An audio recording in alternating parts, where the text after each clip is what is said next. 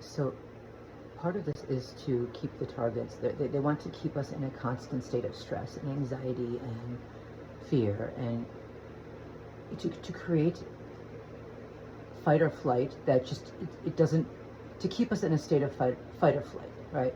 Where we can't fight because there are so many of them, and just the way that they wage this attack, you can't, it's very hard to fight it.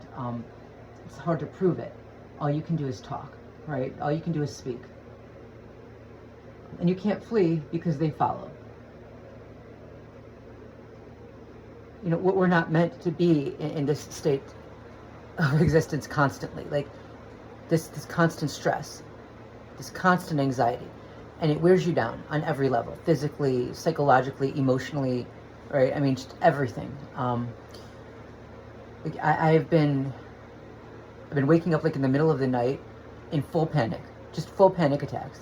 You know, I wake up and my heart is racing, and I'm panicking, and you know, well, if you've ever had a panic attack, you know what that feels like.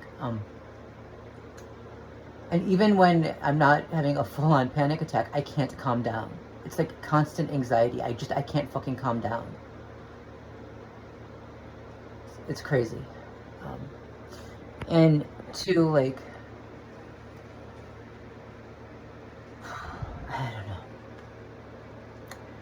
And it seems like it's kind of making everything else worse. Like I've always had, I don't really think I have OCD. I just saw this video from a woman who, she talked about contamination OCD, and she described her, that's what she said she had, and she described her symptoms, and they were exactly what, like she does exactly what I do.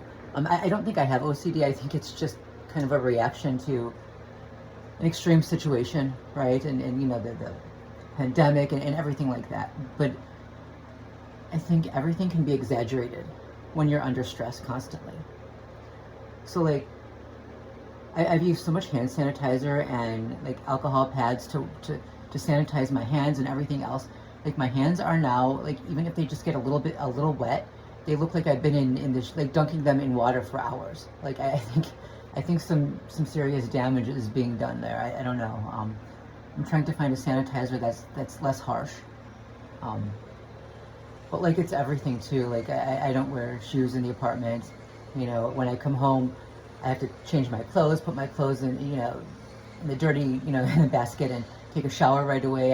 I don't want the contamination from outside to you know, in here. It's kind of stressful. I think maybe it is going a little too far. I don't know. Anyway, right now I'm just emotionally drained.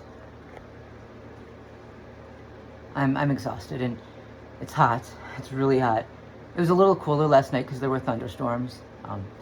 But in the middle of thunderstorms, there are also the gunshots, which used to happen like maybe a few times a year. Now it seems like a few times a week. And they sound pretty close too. I don't know. Right? And then there's the trauma bonding, right? They explicitly tell people to isolate the targets, to refrain from showing any kind of affection or comfort or just association with a target that's positive, right? To at the very least be standoffish and distant and cold with the target. In some cases, just to be outright mean.